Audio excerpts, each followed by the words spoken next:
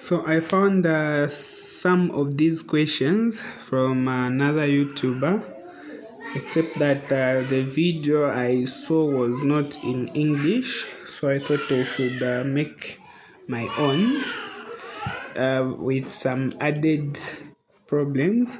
So these are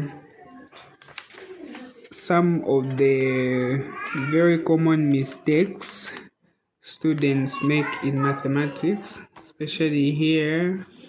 There seen some issues here and then here and these two here.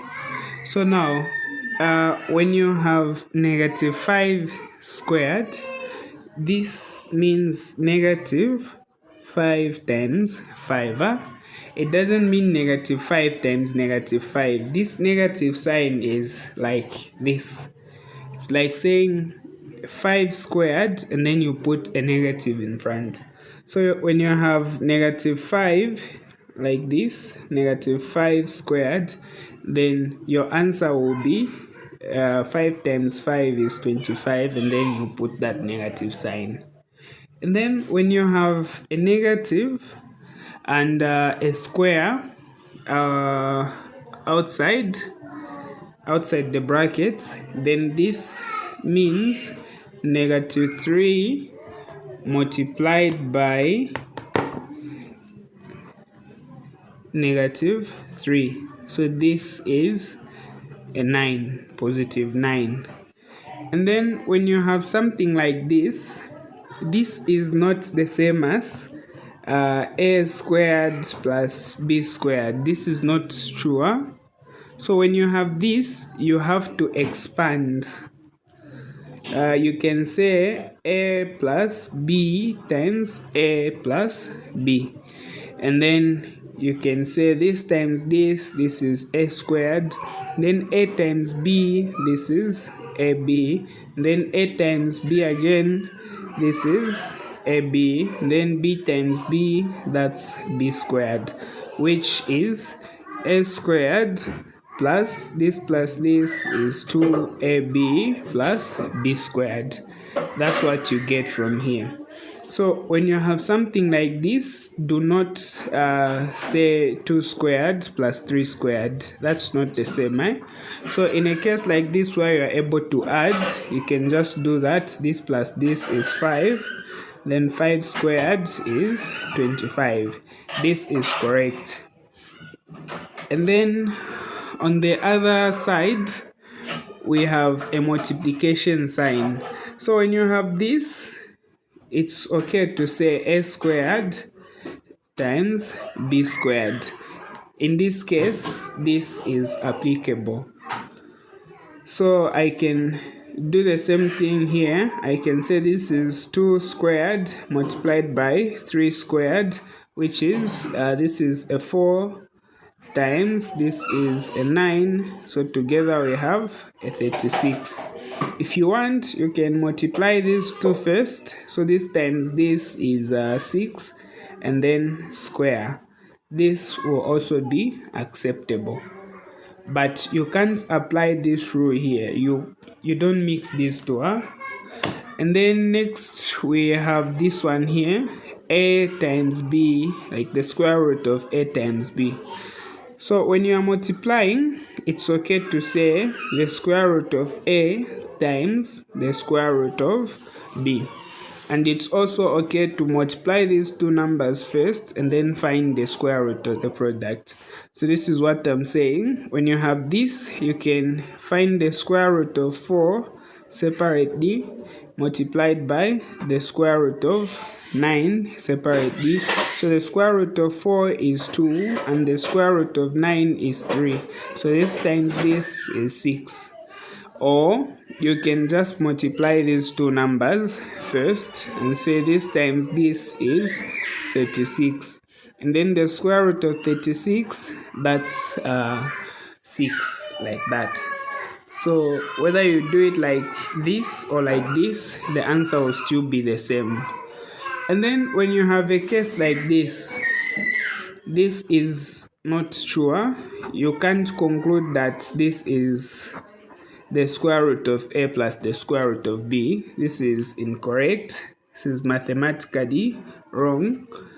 So you must add these two numbers first, if at all it's possible to add them. If not, then you can just leave it like this. There is nothing you can do. So in a case where you have numbers which you can add like these two, so I can add this to this and get a 25, and my answer will be a 5. This is okay. Just don't do this. Then next we have x multiplied by x. This is a very common mistake when you're just getting started with algebra. So x times x is x squared. So when you are multiplying two numbers, it's as good as writing that number to the power 2. Remember, x to the power 2 means x times x. So x times x means x to the power 2.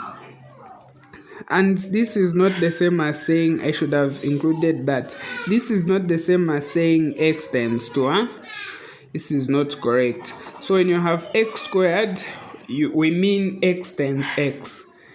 So in this case, you can simply say 4 squared, since you have two 4s, and then you can say 4 squared is 16, or you can just multiply 4 times 4, that's 16. So next we have these two. So when you're adding, you don't need to introduce the square. So it's like saying you have an apple and an apple.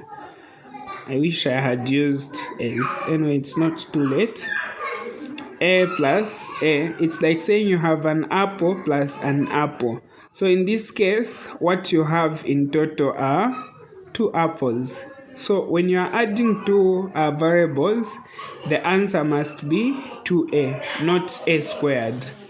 Yes, so when you have this plus this, you can as well just say 2 4s, which is an 8, or you can just add them directly and say 8. So next we have a to the power 0. So there is this thing of saying a to the power 0 is 0. That's not correct. So a to the power 0 is actually a 1, or any number whatsoever, regardless of how big that number is. As long as you're raising it to the power 0, you get a 1. And the explanation is very simple.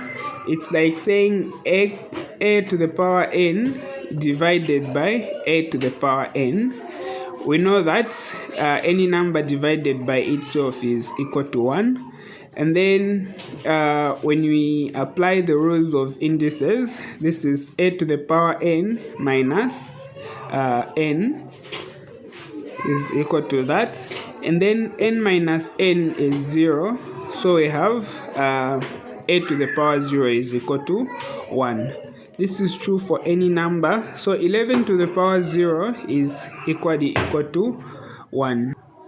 And then for 0 to the power n, so 0 to the power any number, it's still a 0 as long as that number is not a negative.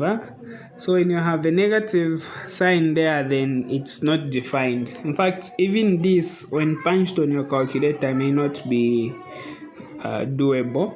But the answer is 0 whenever you raise 0 to any power.